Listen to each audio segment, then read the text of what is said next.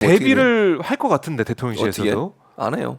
뭐 이준석 대표를 다시 끌어와서 잡는다거나. 그 부분 그럴 어떻게 수 보세요? 있어요. 아니 그럴 가능성이 그러니까 있다고 총선 봤잖아요. 앞두고 지금 계속 몰리고 있잖아요. 그렇죠, 이런 몰리고 있죠, 구도는 안 폰에. 된다. 이런 이슈는 안 된다. 이런 인물로 안 된다.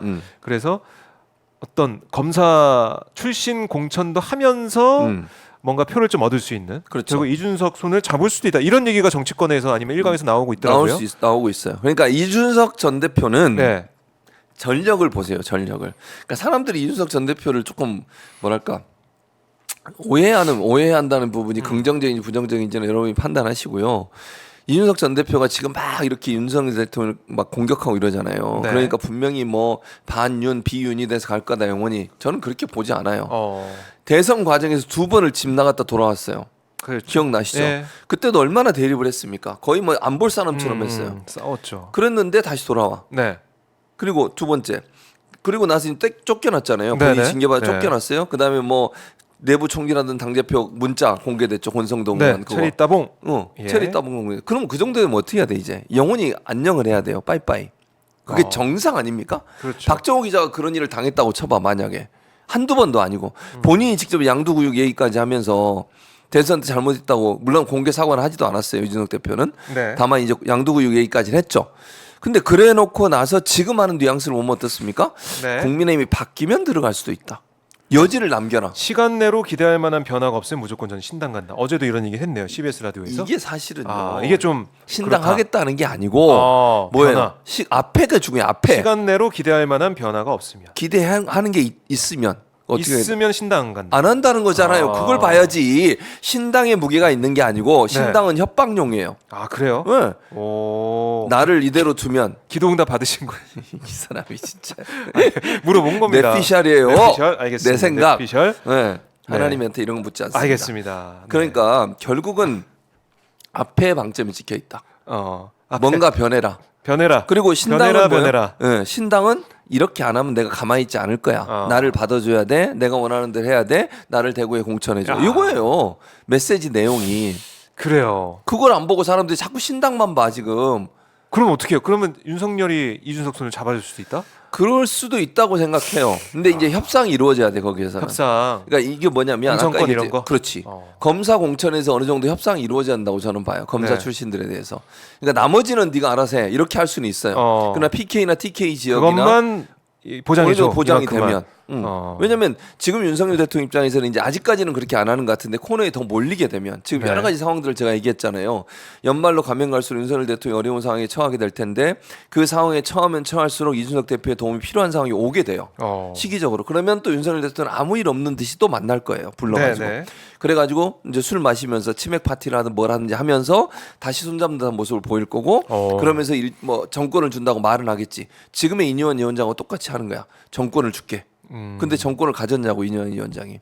정권 줬는데 대표가 뭐라 그랬어요? 김기현 대표. 내가 나의 정권을 주겠다. 그랬죠. 네. 그래놓고 나는 못 가요. 이게 정권이에요? 그러니까요. 자, 근데 이거 보니까 이렇게도 얘기했어요. 이준석 전 대표가 어제 CBS 라디오에서 제가 만약에 내일 어떤 일 해서 비대위원장 맡게 된다면 정권을 맡게 된다면 저는 110석, 120석 할 자신 있다. 봐.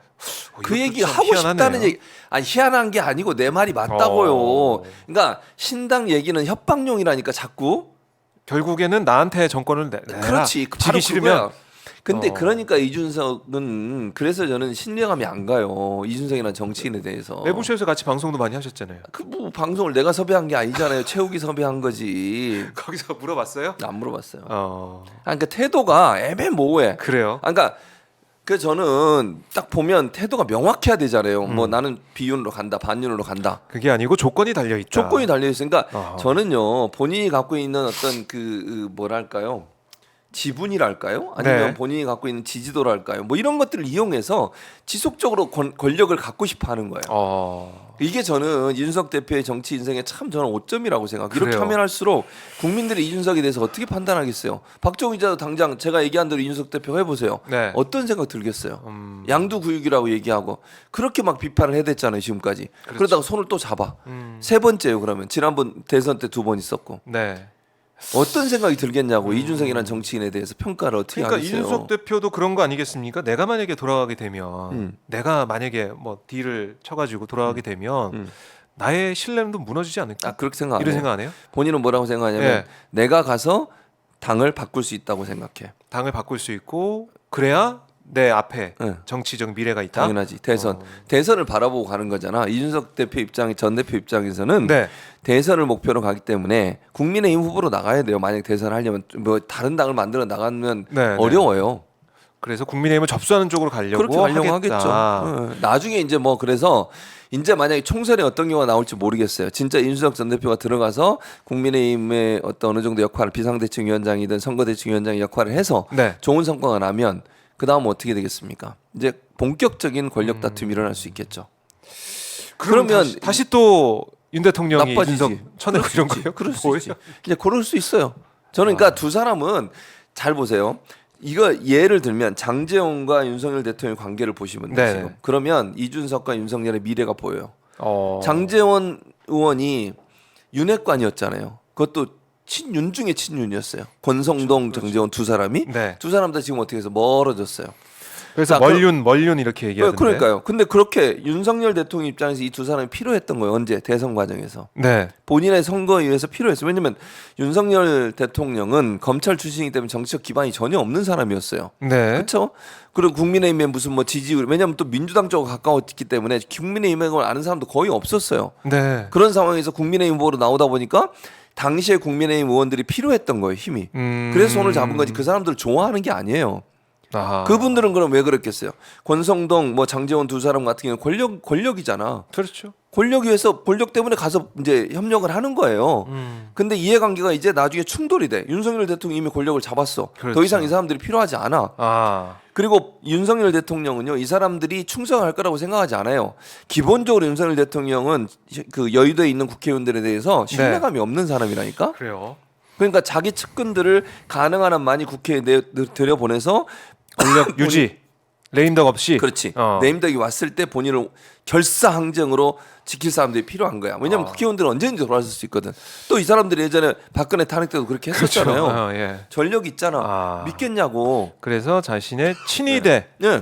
검찰 출신 친위대를 세우고 싶어 할 것이다. 그렇죠. 그래서 그렇게 가기 위해서는 이준석의 힘도 필요하고 당연하죠. 다시 또 손을 잡을 수 있고 이준석 대표도 뭐 필요한 권력을 잡아야 되니까 정치를 자기도. 위해서 배지 달아야 되고 그렇죠. 새로 만들어야 되고 그리고 자기 지분을 넓혀야 되고 당 안에서 이러니까 그래요. 서로의 이해관계가 맞아 떨어지는 거예요. 네. 그러니까 여기에는 의리도 없고 원칙도 없고 공정이라는 게 없어요. 그냥 권력 탐욕. 이합집산이다. 네, 권력에 대한 탐욕이죠. 그래요. 역시 탐욕이 있는 목사님께서 야, 잘 보시는 것 같아요. 목사를 무시 집사가 돼가지고 지금 이게 할 말이야? 자, 교수님이 한번 전국 예상을 해주셨는데 이거는 뭐 저희가 맞는지 틀리는지 해서 확인해 볼 수가 있으니까 틀리면 뭐 틀리면 그럴 수도 뭘 하차. 야, 그러면 여기 방송하던 평론가들 다 하차야 돼야 돼. 알겠습니다. 화내지 마시고요. 그렇게 될 겁니다. 네. 두고 보십시오. 윤 대통령의 사과를 요구를 하셨고 또 네. 이준석 대표가 윤 대통령하고 손을 잡을 수도 있다 이렇게까지 예상을 해 주셨습니다.